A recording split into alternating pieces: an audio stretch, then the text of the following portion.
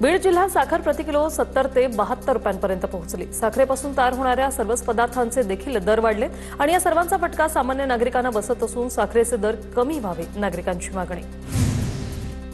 साखरेचे दर वाढल्यानंतर रत्नागिरीत साखरेचा तुटवडा। रत्नागिरी जिल्ह्यातल्या साखरेचे दर 72 रुपयांवर।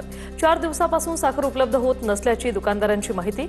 सावर्डे, संगमेश्वर, धामणी, आरवली अशा ग्रामीण भागातल्या दुकानात फक्त 2 ते 3 दिवस पुरेल एवढीच साखर।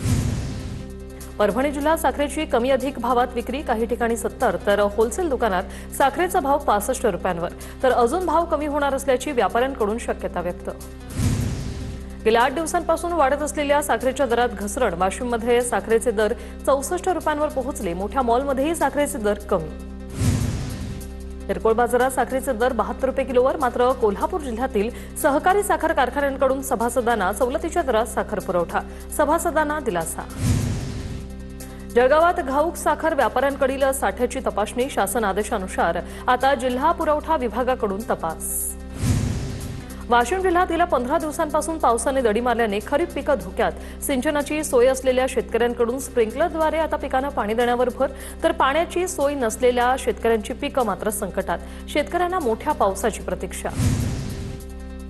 जळगावसह खान्देश आणि विदर्भात गेल्या 25 ते 30 दिवसांपासून पावसाने दडी मारल्याने पूर्णा नदीच्या पाणी पातळीत मोठी घट। नदीचं पात्र उघडं पडत असून पावसाने आणखी ओढ दिल्यास पाणी टंचाईची चिंता वाढण्याची शक्यता। भंडाऱ्यात सततच्या ढगाळ वातावरणामुळे धान पिकावर खोडकिडीसह करपा आणि अळींचा प्रादुर्भाव वाढला। रोवणी पूर्ण झाल्यानंतर रोगकिडींचा प्रादुर्भाव वाढल्याने धान उत्पादक शेतकरी चिंतेत। जालना जिल्ह्यात गेल्या 20 ते 25 दिवसांपासून पावसाने दडी मारल्याने सोयाबीन आणि कपाशी पिकं धोक्यात। परतूर तालुक्यात अनेक ठिकाणी पिकं करपल्याचं चित्र असून तुषार सिंचनातून पिकं वाचवण्याची शेतकऱ्यांची धडपड सुरू। सुट्या तेलाच्या विक्रीवर बंदी घालण्याचा निर्णय अन्यायकारक। सुट्या तेलाच्या सेवनामुळे कुणालाही वैद्यकीय अडचण निर्माण झाल्याचं समोर आलं नाही। सुट्या तेल विक्रीवरील बंदीचा फेरविचार करावा, अहिल्यानगरमधील विक्रेत्यांची मागणी। लासलगावातून दिल्लीसाठी कांदा एक्सप्रेस अखेर रवाना। 42 तासांच्या प्रतीक्षेनंतर कांदा एक्सप्रेस निघाली। प्रहार जनशक्तीच्या गणेश निंबाळकर आणि सहकाऱ्यांनी कांदा एक्सप्रेसला तीव्र विरोध केलेला। रेल्वे सुरक्षा बल आणि लासलगाव पोलिसांच्या मदतीने गणेश निंबाळकरांना रेल्वे ट्रॅकवरून बाजूला केलं। लासलगाव बाजार समितीत कांद्याच्या दरात 350 रुपयांची घसरण। दिल्लीला 840 टन कांदा रवाना होण्यापूर्वीच बाजारभावावर परिणाम। दर घसरल्याने कांदा उत्पादक शेतकऱ्यांच्या चिंतेत वाढ। परभणी सोयाबीन खरेदी करणाऱ्या व्यापाऱ्यांकडून शेतकऱ्यांची फसवणूक। सोयाबीन व्यापाऱ्यांकडून शेतकऱ्यांची 50 लाखांची फसवणूक। सोयाबीनचा माल परस्पर विक्री केल्याचा धक्कादायक प्रकार। ताडकळस पोलीस ठाण्यात 4 व्यापाऱ्यांविरोधात गुन्हा दाखल। लोहा तहसील कार्यालयात नायब तहसीलदारांनी शेतकऱ्याची कॉलर पकडत हात उगारला। राजेश पाठक असं कॉलर पकडणाऱ्या नायब तहसीलदाराचं नाव। सर्व प्रकार कॅमेऱ्यात कैद। गैरवर्तन केल्याचा व्हिडिओही व्हायरल। सातपुड्यात रस्ते पूल नसल्याने गर्भवती महिला आणि गंभीर रुग्णांची बांबूंच्या झोळीतून वाहतूक। मात्र वन विभागाची परवानगी नसल्यामुळे रस्ते पूल तयार होत नाही। आमदार आमशा पाडवी यांचा गंभीर आरोप। अहिल्यानगरच्या देहरे, नांदगाव आणि शिंगवे गावातील विद्यार्थ्यांचा दररोज नगर मनमाड महामार्ग आणि रेल्वे ट्रॅक ओलांडून शाळेसाठी प्रवास। अपघाताचा धोका लक्षात घेता विद्यार्थी, पालक आणि शिक्षकांकडून भुयारी मार्गांची पाहणी। ग्रामसेवकांच्या बहिष्कारामुळे नांदेडच्या कोळीतील ग्रामसभा बरखास्त। जळगावातील ग्रामसेवकाच्या मृत्यू प्रकरणानंतर राज्यभरातील ग्रामसेवकांचा ग्रामसभांवर बहिष्कार टाकण्याचा निर्णय। मात्र बहिष्कारानंतर ग्रामस्थ संतप्त। औषध निरीक्षक पेपरफुटी प्रकरणात एमपीएससीच्या अप्पर सचिवाला अटक। एमपीएससीचे अप्पर सचिव अभिजित लिंगवे यांना गुन्हे शाखेकडून अटक। एमपीएससीच्या 2 सहाय्यक कक्ष अधिकाऱ्यांनाही अटक। सहाय्यक कक्ष अधिकारी गोपाळ मराठे, विश्वेश्वर नकाते यांना अटक। मुळशी पॅटर्न 2 सिनेमाच्या नावाला मुळशीकरांचाच विरोध। तालुक्याची बदनामी होत असल्याचं मुळशीकरांचं मत। स्थानिकांकडून मुळशी बचाव समितीची स्थापना। गुन्हेगारी तालुका म्हणून ओळख निर्माण होत असल्याने विरोध। टेबल टेनिसची खेळाडू स्वस्तिका घोष हिने उद्धव ठाकरे यांची भेट घेतली। स्वस्तिका घोषने कॉमनवेल्थ स्पर्धेत चांगली कामगिरी केली। पदक जिंकल्यानंतर उद्धव ठाकरेंकडून सत्कार आणि अभिनंदन। छत्रपती संभाजीनगरात डीपीडीसीच्या निधीवरून जिल्हा परिषदेत वाद। पालकमंत्री, आमदार, खासदारांना निधी राखीव ठेवण्यास सदस्यांचा विरोध। 215.83 कोटींचं दायित्व वगळता 1.5 पटीनं नियोजनाला मंजुरी। आमदार, खासदारांसाठी 1 रुपयाही राखीव न ठेवता ठराव मंजूर। ठाकरे सेनेच्या सदस्यांचा निधीवर टक्केवारीचा आरोप। तुळजाभवानी मंदिरात दर्शन मार्गात बदल। भाविकांसाठी मुख्यद्वार आजपासून 4 दिवस बंद। सलग सुट्ट्यांमुळे दर्शन मार्गात बदल। कल्याण पूर्वेत चाळ माफियांची वाढती मुजोरी, चाळींना अनधिकृत नळ जोडणी, नागरिक नगरसेविका आक्रमक, तर पालिका प्रशासनाला नागरिक आणि नगरसेवकांनी धारेवर धरलं. आम्ही टॅक्स भरतो, आम्हाला पाणी नाही, मग अनधिकृत चाळींना नळ जोडणी कशी? नागरिकांचा सवाल. भंडाऱ्याच्या लाखणीतील रेंगोळात आता झोपेतच सर्पदंश झालाय. 24 वर्षीय मिथुन गजबियेचा मृत्यू. बेडवर झोपलेला असताना पहाटेच्या सुमारास सापाने चावा घेतला. नंदुरबारच्या सातपुड्यात टॉवरची उभारणी मात्र इंटरनेट सेवा गायब. शासनाच्या योजनांचा लाभ घेण्यासाठी नागरिकांची धावपळ. सातपुड्याच्या दुर्गम भागात इंटरनेटचा खोळंबा.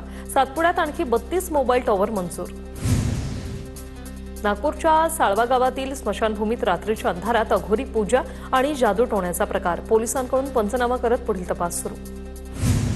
टिटवाळा परिसरातील केडीएमसी शाळांची युथ फॉर एज्युकेशन आणि कॉक्रोच जनता पार्टीच्या कार्यकर्त्यांकडून पाहणी. विद्यार्थ्यांसह शिक्षकांशी संवाद साधून शाळांमधील समस्या आणि सुविधांचा आढावा घेतला. भरधाव एसटी बसचा चालक मोबाईलवर व्यस्त. कसारा घाटात प्रवाशांच्या जीवाशी खेळ. चालक एका हातात स्टीअरिंग आणि दुसऱ्या हातात मोबाईल घेऊन एसटी चालवत असल्याचा व्हिडिओ व्हायरल. यवतमाळच्या कवडशी गावातील प्राथमिक शाळेचा समोरील भाग कोसळला. सुदैवानं जीवितहानी टळली. विद्यार्थ्यांच्या सुरक्षेचा प्रश्न यामुळे निर्माण झालेला आहे. पालघर जिल्हाधिकारी कार्यालयात कार्यरत महसूल सहाय्यक स्नेहल सावंतांवर प्रियकराकडून कोयत्याने हल्ला. हल्ल्यात स्नेहल सावंतांचा मृत्यू. घटनेनंतर पालघर हादरलं. सातारा नगरपालिकेतील ठेकेदाराला मारहाण केल्याप्रकरणी शहर पोलीस ठाण्यात दोघांविरोधात गुन्हा दाखल. पोलिसांनी या प्रकरणात स्वतः तक्रार केली दाखल. श्रीकांत राठोड आणि सतीश लेवे यांच्या विरोधात तक्रार. पालघरमध्ये कोयता हल्ल्यात गंभीर जखमी झालेल्या तरुणीचा साताऱ्यातील पल्स रुग्णालयात उपचारादरम्यान मृत्यू. तरुणी पालघर जिल्हाधिकारी कार्यालयात महसूल सहाय्यकपदी कार्यरत होती.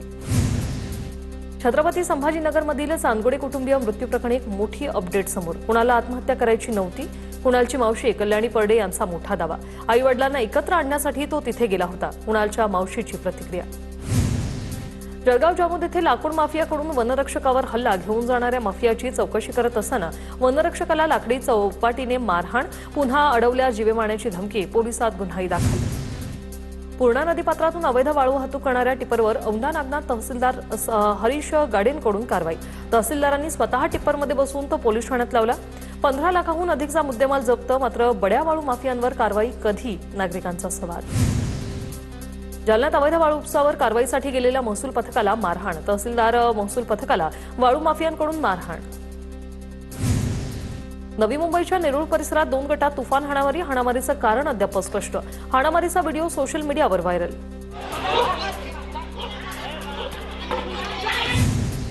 अहिल्यानगरच्या राहतामध्ये घरात घुसून चाकूचा धाक दाखवत 1.5 लाखांची लूट. आरोपींच्या शोधासाठी पोलिसांची विशेष पथकं रवाना. नागरिकांना खबरदारी घेण्याचं पोलिसांकडून. मुंबई-आग्रा महामार्गावर मध्यरात्री भीषण अपघात. कंटेनरच्या धडकेत महिला गंभीर जखमी. महामार्गावर बंद पडलेल्या कारला कंटेनरची धडक. लातूर ते औसा दरम्यान थांबलेल्या कंटेनरच्या कॅबिनमध्ये चालकाचा मृतदेह आढळला. हृदयविकाराच्या झटक्याने मृत्यू झाल्याचा प्राथमिक अंदाज. कंटेनर 24 तास एकाच जागेवर थांबून असल्याने घटना आली उघडकीस. धुळ्यात प्रतिबंधित गुटख्याची वाहतूक करणारी 2 वाहनं पकडली. 50 लाखांचा मुद्देमाल जप्त. 4 जणांविरोधात गुन्हा दाखल. बदलापुरात ज्वेलर्समध्ये गहाण ठेवलेले दागिने व्यापाऱ्यानं विकले. राग आल्याने ज्वेलर्स व्यापाऱ्याचं अपहरण. व्यापाऱ्याच्या पत्नीकडून 79 ग्रॅम सोन्याचे दागिने लुटले. व्यापारी पोलिसात तक्रार करणार असल्याचं समजताच दुकानाची तोडफोड. 40 गावात पोलिसांची रात्री सिनेस्टाईल छापेमारी. 9 लाख रुपयांचा तब्बल 18 किलोचा गांजा जप्त. चामुंडा माता मंदिराजवळ घरावर पोलिसांची रात्री छापेमारी. भूषण केशव पवार असं अटकेतील या आरोपीचं नाव आहे. वर्ध्याच्या हिंगणघाटात एमडी ड्रग्ज बाळगणाऱ्यांवर कारवाई. आरोपीकडून 5.70 ग्रॅम एमडी ड्रग्जसह 36,000चा मुद्देमाल जप्त.